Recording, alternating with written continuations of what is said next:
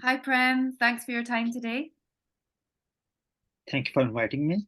Really appreciate it. Well, I thought it'd be really great to for you to share your story about your UK job search with people in my network who are also navigating the UK job market. First, if you would just like to introduce yourself to my audience, tell them what job you're doing at the moment, where you're from, and what took you to the UK in the first place. Sure. So accountant by profession and have done CFA level 2 as well recently. Of course, level 3 is onwards now. Work-wise, I am an auditor, an accountant, been in this profession for more than 8 years now. I started in 2014 back in Pakistan and in UK now working with Deloitte UK, 4 years now. So yeah, I started back at home when there were little opportunities, and then I saw UK being a big market for me to explore my career ambitions, and I think it worked really well. Yeah, so how long did it actually take you to secure your job offer in the UK?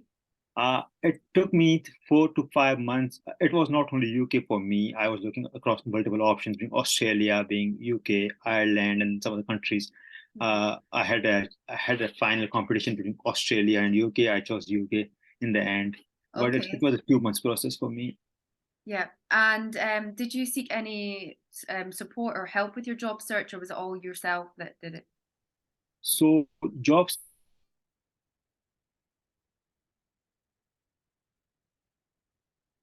coming to UK.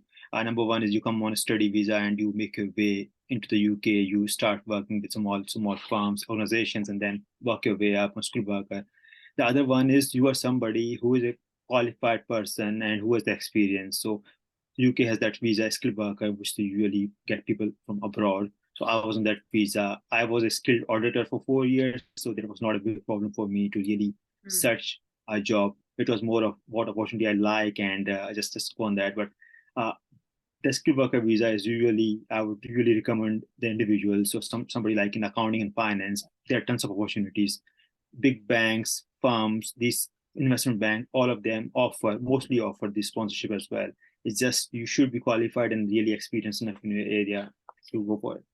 Yeah, so having that experience really helped you yeah, Because get if it. I summarize it, then somebody won't hire from abroad unless they have the experience. You're spending tons of money on sponsorship and stuff like that. So unless you bring the value, they won't hire you. Yeah, definitely. So, what advice would you give to people trying to get a job in accounting and finance from overseas? Okay, so accounting and finance is a very big field right now. People try to feel like finance is just doing the reporting and stuff like that. It's not anymore. There's a lot of opportunities. There's a FP&A, there's an auditing, there's an accounting, there's a budgeting, there's a kind of a reporting, or a lot of different departments are there. Now, somebody who is outside, and I'll break into an auditing profession and then the other than auditing profession because I'm an auditor.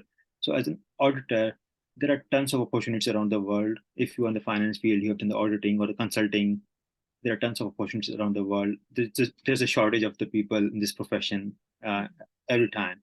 So if you got 3 4 years of experience in your field, you are good into that. You are a team leader. There are always opportunities for you in lots of countries in the world.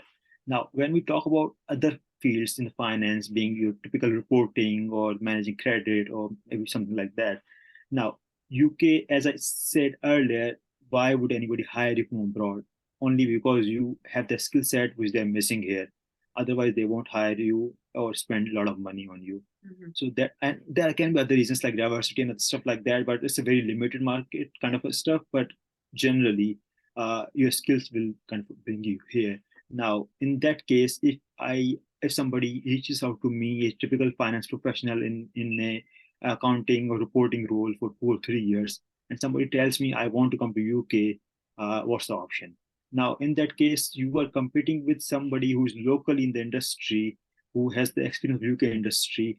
So essentially, you are not able to compete in that case. 3 years there, 3 years here, it's very difficult to compete. Unless you got 5 years of experience, you are competing against 3 year person. That Yeah. way you can still so first recommendation is you can't come on the same level as I understand from market. You have to be you have to come on a little lower level, compete against somebody less. Yeah. just to make your way into the UK, and then of course you can go further. Yeah. And what were the kind of the qualifications that you needed to get the job? Okay, UK is quite interesting one in that I know it's quite different for all countries. They have different rules, but in UK there was no need of qualification, like in terms of a formal qualification. I'm a chartered accountant, but even if I know somebody who's not a qualified person, like just in the final stages, if they got the real good experience, they bring the value, they are still being hired. So Yeah. it's just a matter of what you bring to the table. Uh, I mean, I can't say if you are just left with 8 papers, let's say, out of 20, then you Mhm. can come. Of course, they won't hire you, probably 1, 2, 3 at max, just in the end stages. Yeah. So that's from the accounting perspective. Finance professionals usually, I mean, people usually do the graduation as well at the beginning. So that's kind of one of the basic education we see. Yeah. And on top of that, you need the experience. Hmm. Okay. And what was the main challenge that you faced when you were applying for jobs in the UK from overseas? So that's an interesting one. So I am from a place where uh, we don't speak English, right? It's not non-speaking English country. I mean, even when I started my first job in 2014, there was no concept of speaking in English in office.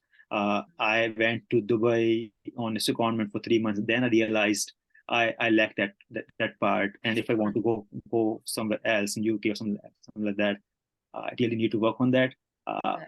I did a lot of interviews across multiple locations, of course, Australia, UK, and stuff like that. So uh, it improved my interview related English, right? Yeah. Interview that don't have a lot of things. They have the standard questions, you prepare for them, etc. But when I came here, of course, I felt that I think that's really something. If somebody is not in kind of not from English speaking country, they should really work before. Yeah. I had this challenge when I came in UK. I felt that for first 2 months, then of course you adjust with that. And the second biggest problem, I think, what people feel is there is no guidance. Uh, right now, I'm sharing a lot, even through my YouTube, that people I never knew about when I was up. Somebody can get while sitting back at home. You don't know what's out there, what opportunities are there, how to apply for them, how to reach out to people on LinkedIn. Like a lot of people, and I can say myself in past, but not able to write properly to the relevant person, how to approach them, etc. So Yeah. all these skills really need. LinkedIn is a powerful platform, we all know, and it can help you get a job, but you need to learn about that. Yeah. Yeah. So where did the job that you ended up getting, where did you see that advertised?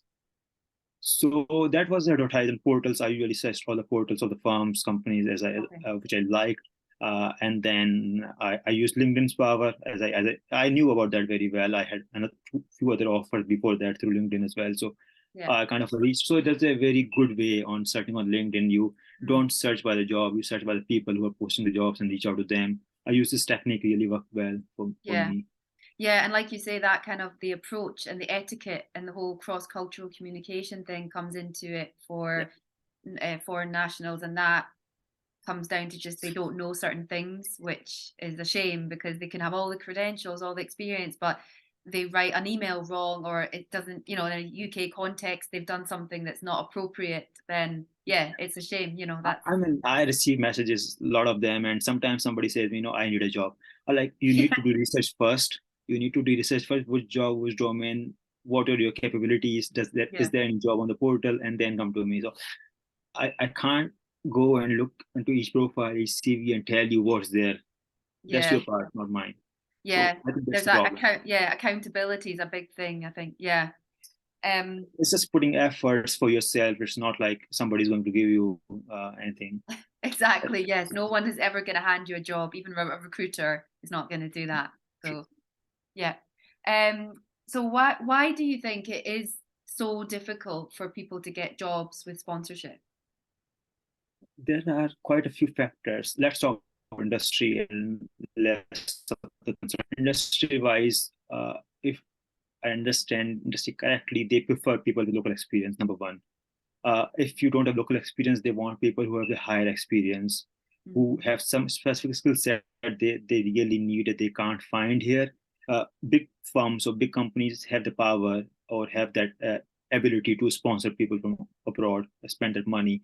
But if we talk about a lot of smaller companies and medium companies, they don't want to spend that much money. Sponsorship license really costs a lot Yeah. at the start, and then when you sponsor each person, you are paying a lot of money, and then you usually and undertake the maintenance, etc. as well usually. So that's kind of a cost business has to incur. So can't expect small companies or medium companies to really sponsor too many people from abroad.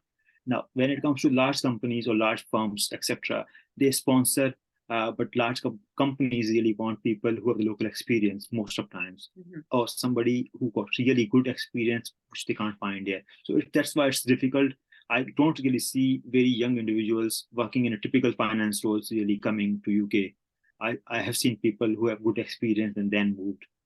But Yeah. good thing about auditing profession, which I am in, we really see a lot of big four firms across the world really keep hiring throughout the year, each year. So there's a lot of mobility in this field. Yeah.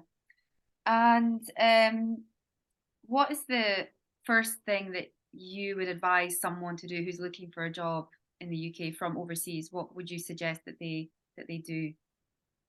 Okay, that's the person should really put some focus first on where they want to go. There are tons of companies in UK or somewhere else. You don't need to apply everywhere, or you can't apply everywhere.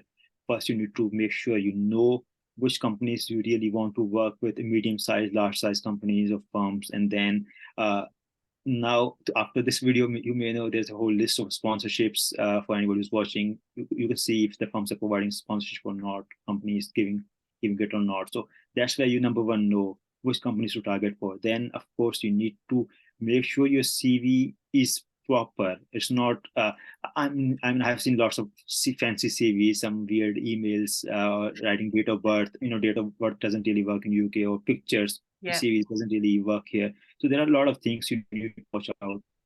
You will recommend help that get it reviewed by some of your senior. I mean, don't send all this to me. It's just get somebody there who's your senior, who knows you, etc. They can guide you a bit, and then don't.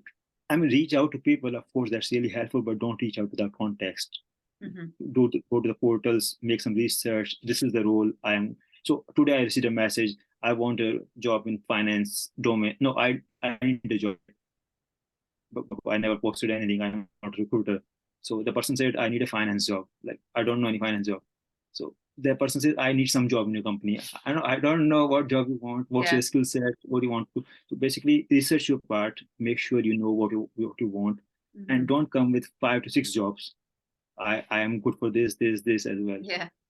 That's one thing. So it's just making sure what you want, and then approaching somebody with a clear message, and then of course talking with them what your interest. I mean, I have seen some good people who really ask me what these department actually do. Is it interesting? Mm-hmm. Will I be challenged?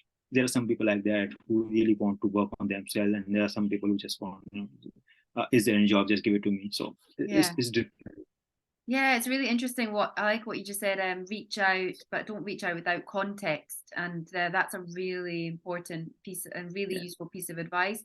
So, how? I mean, how did you know how to approach UK employers and recruiters, and also how to make sure that your CV was in the UK format? How did you know about that? And Yeah, that's a good question. So, number one, CV part. I made some CVs in the start. The standard format where everybody in my office typically use that. So everybody's CV was pretty much same. Then I got in touch with different people who were working in UK. I knew somebody, and they gave me advice. I, I mean, I had 6 people in the start. So they gave different suggestions, some useful, some not so useful. It still gave me some context of what I'm missing. Like I think I even put my local kind of identity number as well, because I was applying for both local and international jobs. yeah, Then somebody was like, you don't need that, or maybe there was something else as well, which I had to remove. So there were yeah, bits and pieces that were not right, or what I was saying was not right. So the first part is, of course, get it reviewed. Now, how do you really approach, etc.? So now there are two parts. I think that people in UK, mostly I have seen is, let's say if you are messaging 10, you are probably going to get a response from at least 3. That's what I have seen. It's not like blank. mm, So don't get disappointed if you're reaching out to 5 people and they're not responding. Try reaching out to 20. You may get kind of a 4 or 5 response, which is good. It's not like you are just going. Nobody's responding to you. Now, I have seen partners of the firm responding to me as well, taking interest, reviewing my CV and send to HR as well. I, probably I reached out to 20 to 30 partners when I was applying for a job, probably 5 of them or 10 of them. And I noted the senior the person is, they respond well. Directors and partners of people actually respond really well to my messages. They saw my CV, it's really good, and they refer to the HR. So that happens. If you reach out to recruiters, they also sometimes respond, sometimes they don't. Depends on how busy they are. We all know they are really busy. Yeah. Message. Don't send hi, how are you to a partner, because the person might not respond. But send hello, hope you're well, and then type or write about yourself and send your CV as well. So that might help. And don't send 2 or 3 big paragraphs, because I can't read, or somebody can't read this big in 2 minutes when they are Yeah. looking at your message. So Yeah. be clear, be concise, and when you reach out to people, and eventually you will find opportunities. I have seen that many people, not only myself, but a lot of people. Mhm. Yeah, so I guess, yeah, leading on from that, like what do you think's the biggest downfalls and mistakes that people make when, foreign nationals when they're applying for jobs in the UK? What do you think's the biggest They pitfall? they reach out to people. They don't search. They don't research. Basically, I would think they don't research. They just want job. So Yeah. they just keep reaching out to people with hi, hello, just keep throwing CVs at different portals, different places, without really knowing what is needed in the CV, what person is looking for, how Yeah. to reach with people. I think that's the part. And it's something I think I can personally blame on the education system. We don't really learn that part, the education Mhm. system, to how to reach out to people. Yeah. So I blame the part. But anybody looking for, and it's good to have somebody you can talk to, or somebody you can who can mentor you before you Mhm. really apply. I think that's the part people are missing. People are technically good. Most of them who apply Yeah. overseas, I think most of them are doing really well, Yeah. but not strong in the other sense. Yeah. And so how just where you're from initially in Pakistan and the recruitment practices there, how what was the main differences that you found when applying for jobs in the UK in comparison to applying for jobs in Pakistan? So the process differs. Right here, it's more of the automated. In most of the big companies, your CV goes through systems, and the process is there: one interview, second interview, third interview. All this is a structured way. Back home, it was a bit different. The time lag here is a bit higher because it has to go through different processes, tests, and all stuff. But back home, if you are good enough, okay, just come. So that's the first part. Now, second part is recruitment practices tend to be bit fairer here. I can't say 100% fairest, but bit fairer here, because I think by law, if somebody is rejected, they have the right to ask for the feedback in UK. This is my understanding from the law. But Yeah. back home, you don't have that right to ask for the feedback of rejection, why you're rejected. So that's Yeah. another thing. But overall, I think practices are very different. They are much more developed here. They are accountable. HR is even quite accountable for their actions, but back home it's quite different because Mhm. we don't have those such laws which kind of regulate this profession or kind of industry very well. Yeah. So it's different. So I guess yeah, what's your kind of your final piece of advice for people who are applying for jobs with sponsorship from abroad? What would be your final piece of advice for them? For sponsorship, I would always say use recruitment agencies. Number one, go for LinkedIn. Number two, search what jobs people are posting overseas with the sponsorship. Because as I said, you are competing with a lot of people out there who have the local experience.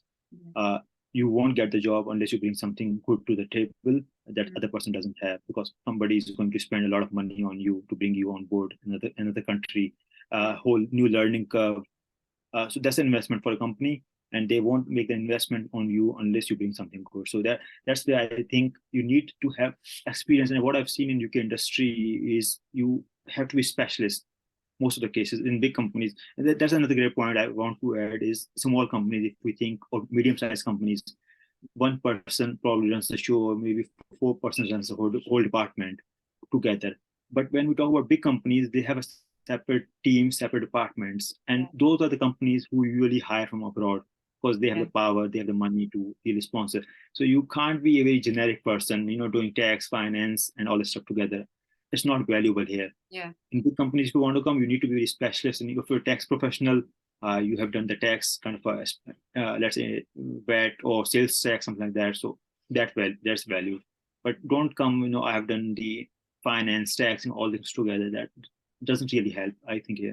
Yeah. Yeah, it's a really good point. Yeah. And like you say, especially IT, there's the IT shortage, but not only in the IT industry, also in like finance, fintech, people that can bring IT skills to the table for a finance role, that's something that is going to see them, And if give you them an even think about advantage. IT, you have lots of, even in IT and finance, let's say there are a lot of systems, SAP, I think Oracle, Workday, Yeah. and even within those systems, there are a lot of different things to do.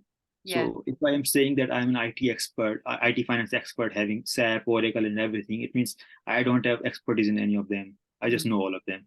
Yeah. So that doesn't help. Yeah. Yeah, it's a really good point. So I'm going to put you on the spot a little bit, but do you have like a favorite quote that you kind of apply to your career, or have you made up a quote yourself that you kind of go by? Any kind I of inspirational quotes? I always used to think in past or even do now is I don't remember all three C's, but I definitely remember two C's that I used to do. One was commitment. I know if you're doing something, you really should be committed. And Hmm. second was consistency. Can't really win or can't really succeed without really doing it consistent. Yeah. I do the newsletter recently. I know if I leave it, people will run away.